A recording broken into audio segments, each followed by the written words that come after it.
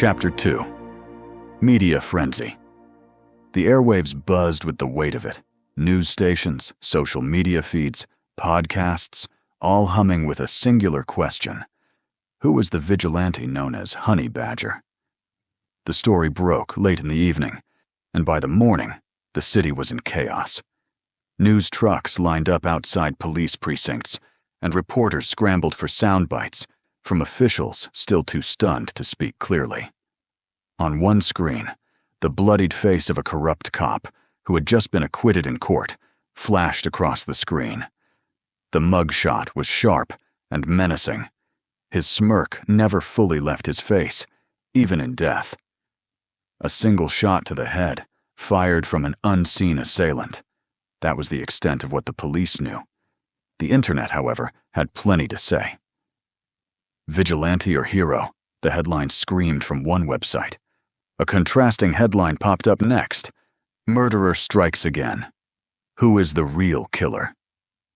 But as the days passed, opinions shifted. Some saw him as a necessary force, a symbol of retribution against a corrupt system. Others feared that if one man could bring down a police officer with such ease, none were safe. Was anyone safe? Were there more targets? The questions multiplied faster than answers.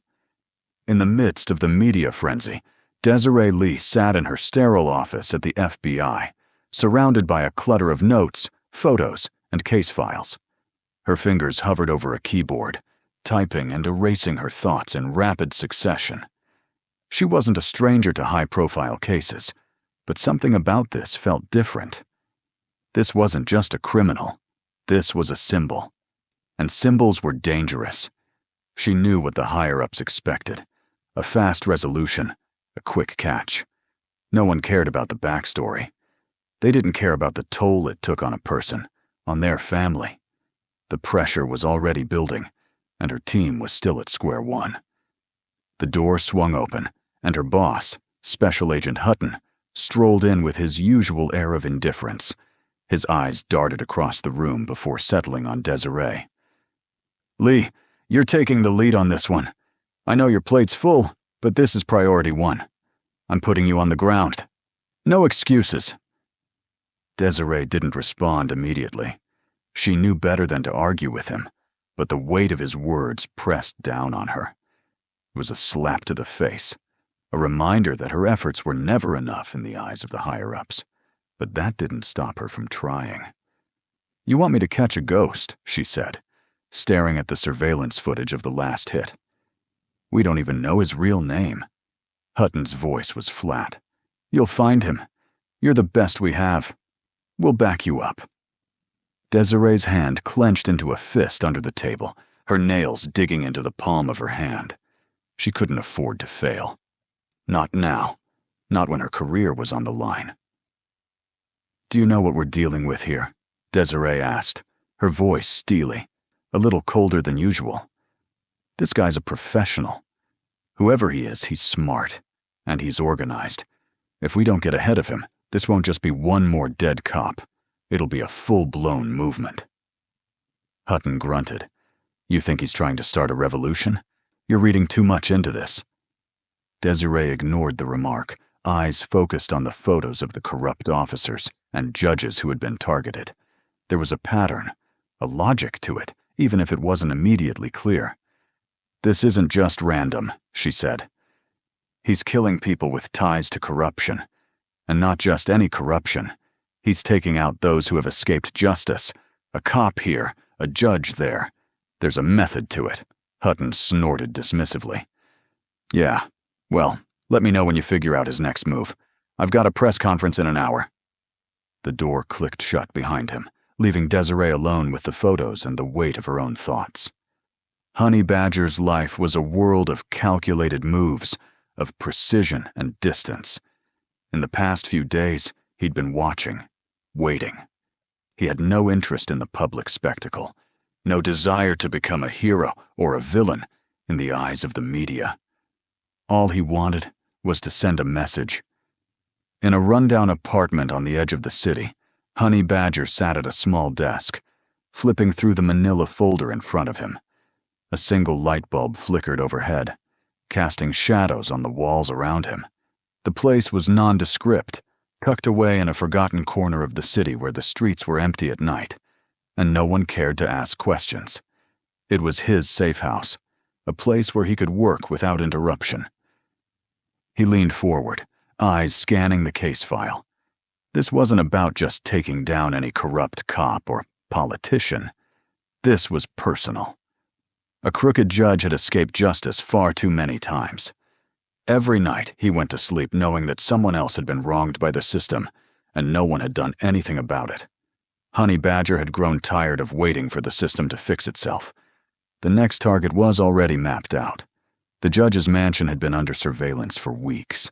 Honey Badger knew the man's schedule, his habits, his weaknesses.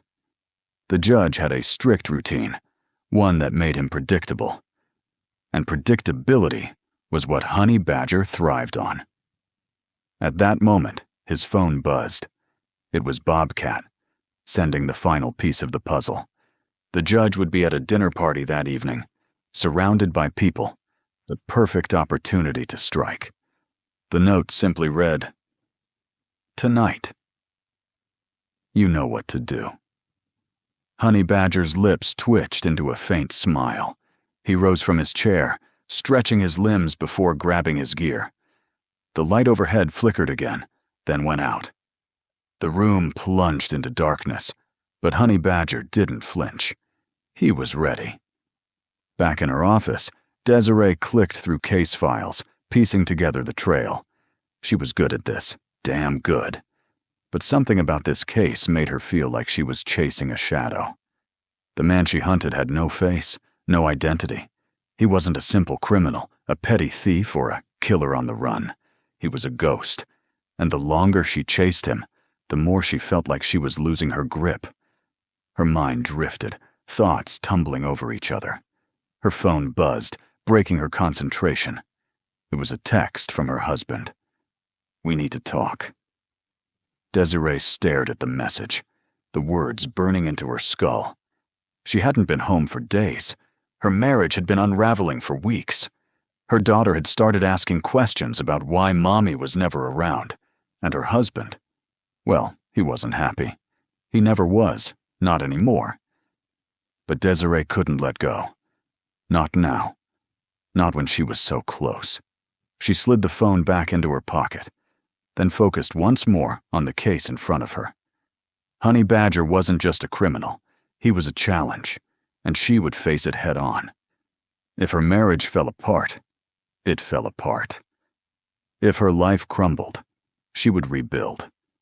But she would not fail in this. Honey Badger arrived at the judge's mansion an hour before the party started. He parked a few blocks away, hidden in the shadows of the trees, watching as the staff set up the event. His eyes scanned the area with surgical precision, noting the positions of the security cameras, the guards at the gates, and the flow of the guests. It would be a delicate operation, but he was good at delicate. Slipping into the night like a phantom, he moved through the woods, staying out of sight. He was close now.